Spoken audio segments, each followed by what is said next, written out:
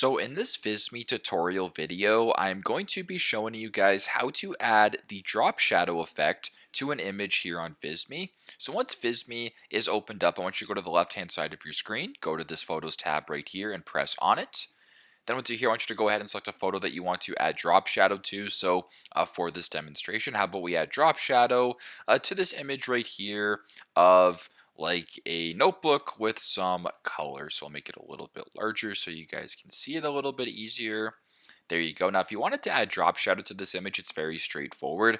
Simply just press on the image, go to the top left here, make sure this edit bar is selected. If it's not, it'll look like this. If it is, it's going to bring up this drop-down menu right here. Now, what I want you to do is scroll down all the way to the bottom to where it says effects, and then press on the effects tab. And then if you scroll down a little bit more, you have the options of drop shadow or reflection. We want to go ahead and add drop shadow. So if you were to turn it on right here, you've now added some drop shadow to this. Now, if you want to change the color, you can change the color, maybe make the drop shadow like a black color.